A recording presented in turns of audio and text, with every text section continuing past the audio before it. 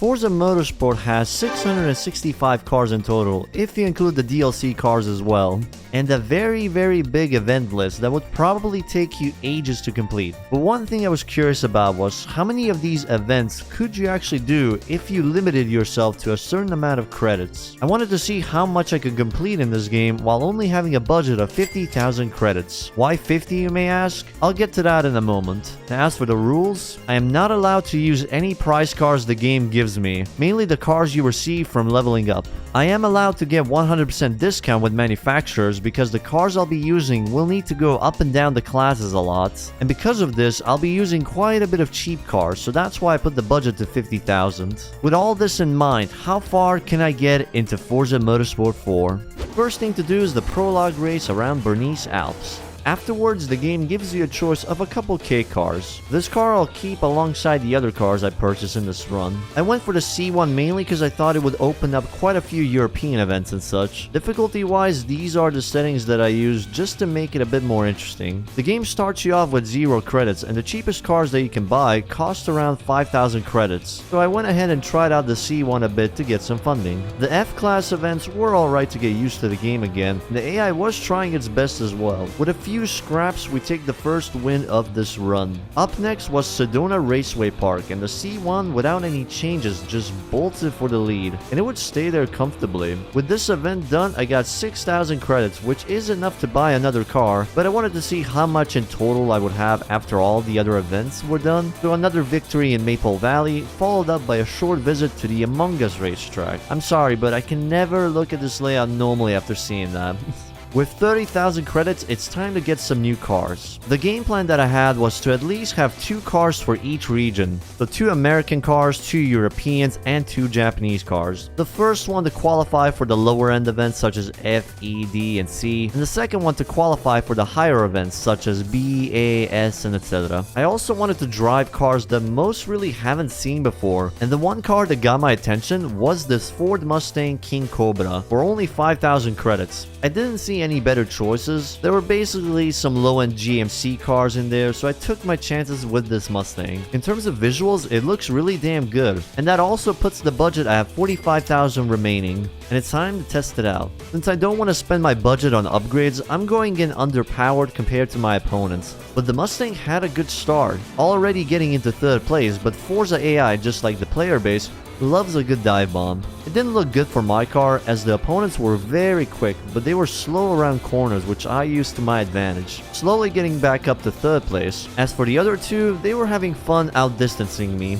Both of them were fighting each other, which slowed them both down, giving me an opportunity to close the gap. Now within a striking distance for 2nd place, I accidentally overshoot my braking point but still managed to keep 2nd place. On the following lap, same place, but this time a small shunt securing the lead, where it would stay for the remainder of the race. This type of battling is the main reason why I wanted to do a challenge like this, because it's always enjoyable fighting it out back and forth with the AI. Second event was around Sebring, and this time AI had the better advantage. It was just full of longer straights and my car just couldn't keep up no matter how much I tried. Now I wanted to get the most XP I could out of this, so things called for desperate measures. I have one idea to try. Might be a dumb one. Yeah, it was a dumb one, but hey, look, we're not really gonna win this, so might as well get the best position I can. It's more XP, more credits. I think that's justified. Even with that, I wasn't sure if I was gonna get 2nd because the AI was closing in rapidly, but ever so slightly I hold on to the position. The following track did suit it better as it already got into the lead on the opening lap. After this, I wanted to see if there was a quicker way to get Affinity boost, and then I found the multi-class events, where the game actually places you instantly in 1st, so the only job I had was to basically be a shield and be as wide as possible so the AI wouldn't get through me. As for the reward, it got me really close to level 4. There was only 2 events left here, so I went back to scratch them off the list. Laguna Seca was another track that the AI just was on rails, it seems. Only midway into the 2nd lap, I got one of the Lexuses, but I can't say the same for the other guy as he was just too freaking quick, so another P2 finish for me. But it wasn't all bad because I finally got level 4, which means that I have 100% discount with Ford. I gave it a few upgrades just so it stays in the same class, but it's also able to compete against other faster cars. Now this must Mustang actually had some proper pace on the straights, and I was able to finish the event I lost before. It deserved to rest for a bit, so I went hunting for the second car. This time, I was aiming for a European one. There was a Volvo that caught my eye, but then I stumbled upon this car, the Saab 99 Turbo, which I didn't even know existed, so I decided to go with that, leaving the budget at 40,000 credits. Just like the Mustang, it would be a bit underpowered at the start, and when I say underpowered, I really mean it. By the time it got into second gear, the opponents were sailing off into the distance. The Saab becomes the hunter now, chasing everyone down. By lap 2, it only managed to get into 6th place. Things didn't look too bright, but still I kept trying, cause even if I didn't win, I would get some affinity out of this. Lap 3 and same maneuver as before for 5th place, but then something random happened. The Aston ahead of me was slowing down like crazy, just handing over 4th place for free, and with only a few corners left, the Saab yoinks the 3rd spot and keeps it till the finish line. Not bad considering how the race started, but it was going to be a bit of a struggle getting this to level 4 affinity. I had some multi-class events I didn't do yet, so that was the next stop for the Saab. The slow starts were not helping at all, just dropping down the odor so quickly until it finally got some pace. The only way I was really catching up here was with this corner. The AI slams on the brakes a lot, but I can carry more speed there and have good momentum for the next long straight. By the end of the first corner, I'm up to second place, with the leader being 2 seconds ahead of me. Halfway into lap 3, the Saab finally gets the opportunity it was craving for and takes the lead, winning its very first event. On the next track, it did have some issues keeping the lead with lack of power compared to the opponents, but it wasn't going down without a fight though. To be honest, it was a little bit funny seeing a small Kia like this giving me a hard time. It was just a back and forth exchange between these two cars. Hello. Ouch. Okay. The eco box is just not gonna leave me alone today. It holds out for another victory here. From all these aggressive battles, I felt like taking a mini break with a Top Gear challenge. It doesn't give you the highest rewards, but it's nice to relax to for a short bit. The next event was yet another battle between the Kia and the Saab. True rivals not wanting to be defeated by the other one. In terms of affinity, it was getting really close to level 4. One final event around the full Maple Valley track would be good enough to increase the level. I tried to see if it stood a chance here, but the Saab just couldn't carry a lot of speed uphill, so it ultimately lost to the Kia. But I didn't mind, because now I have a 100% discount with Saab. Now that's what we like to see, ladies and gentlemen. Unfortunately, that discount doesn't let me get a fighter jet engine for free. I've pretty much added upgrades that would increase the rating just a little bit. Nothing major, mainly to keep it still in F class. Now the Saab should be able to cook. It still suffers a slow start, but it had enough power to overtake the Kia and stay there till it crossed the finish line. We have an American and a European car to level 4 affinity. It's time to try out a Japanese car and see what it can do. There were some interesting ones like the Del Sol, Sterion, Celica, but then I saw the Subaru Legacy, which had some decent stats. It was a 4-wheel drive as well compared to the previous 2 cars, so I took my chance with this, leaving me with 34,000 credits. And it was off to a good start. Even stock-wise, it felt really fun to drive, but one negative it had was the straight line speed at the moment. Kinda similar to the last 2 cars in that regard. Only did a few events with this car and it's already at level 3 affinity, which with the next event changed to level 4. Now I have 3 cars with 100% discount, so that means I can basically switch to higher classes if I want to and do some events there. And with the leftover cash, I felt like just spending it all on 3 more cars. There were a lot of good options out there for each region, but the cars I ended up going for was a Dodge SRT4, aka the better Dodge Neon, a Porsche 944 Turbo, mainly because it looked really nice, and an R32 Skyline. Completely draining the budget and locking in my 6 cars for the run. Before using any of them, I had to clear the garage of the random reward cars I got. Fun fact, all of them get sold for only 100 credits. So someone out there in this vast world could spend 100 credits and get themselves a car like this Lamborghini. These were high C-class cars, but that only meant that it was gonna be even more underpowered against opponents. So what I did instead was take them to Fujimi Kaido for some one-on-one events. Even though the Porsche was slower than my opponent, those events had traffic cars in there, so sometimes they would hold up my opponents. Oh, beautiful traffic. That's why we love you. That's why we love you. Good day, buddy. Thank you. These Giga Charts always know how to block someone. Sadly, that wouldn't be the case all the time, but still, it was able to get some good XP from these events. I did some autocross events as well, which are basically just you going through cone gates and hoping not to have skill issues like me. I was curious as to how it would perform even though it lacked the performance, so I'm trying out the Class C Euro Tour events. The first track was a short layout of Catalonia, and as expected, the AI was gonna have the upper advantage. But I kept my head down and tried to see if there were any opportunities. What the hell is that guy doing? Dude, what an absolute lud. He cleared 2 opponents and himself out of the way. Goat behavior right there. The man understood the mission of helping me out. There were still 4 laps to play around with, and the AI was showing a little bit of a struggle, taking bad lines through corners. Eventually, I was just able to send it and take 4th place. A few laps have gone by after that, and I was just tailing them for the most part. But time was running out for me, so a desperate overtake was needed from me. Lap 5, I got really lucky as the AI took the corners much slower, letting me slingshot past them, taking the lead and winning the race as well. And with that, I got level 4 Affinity with Porsche, which was absolutely great. I wasted no time in upgrading this beauty. There was actually a one-make race for this car, so I decided to test the upgrades there. And the AI wasn't joking around. We all were on the same level in terms of upgrades, so I had to be a little bit patient, slowly make my way through the field, until eventually I got close enough for the lead.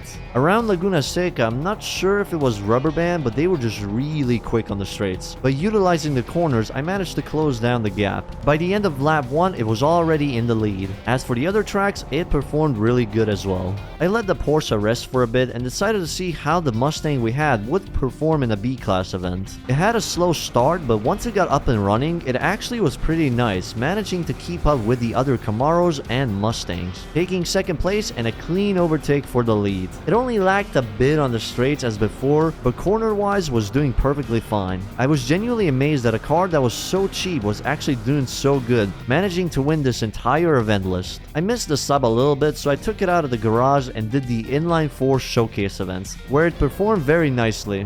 I only had 2 cars left to max out in terms of Affinity, so I tried some toge events with them. Even without changes, this car carried me through these mountain roads. Since the Porsche was able to beat some higher end opponents stock, I wanted to see if this R32 could do the same. 5 laps on the Among Us track and the AI instantly skill issued in the first corner, giving me 3rd place. It had such good grip and acceleration that it pushed itself into 2nd place. Now only the leader left, and by the end of the start finish straight, it yeeted itself into the lead. You could say it wasn't a legal overtake, but the FIA isn't paid enough to sanction these races properly, so it still counted as an overtake. Up next we have Mugello, and the AI were missiles as per usual. It was definitely a long race, but with some patience and well-timed overtakes, it got into the lead.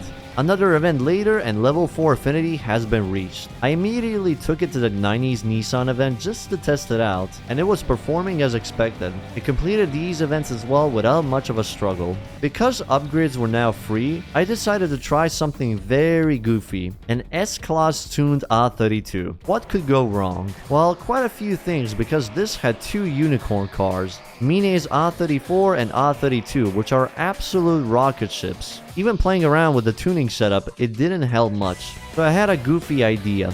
Actually, I'm curious. I have an idea with that one. Not to necessarily hit him, to get a better exit. Let me just see. See? It did work, partially. It did slow me down, just didn't slow me enough. I think it can work, though. Yeah, it can, actually. Out of combat rubber band in this game. Come on, turn! How does he not lose all the speed, man? What?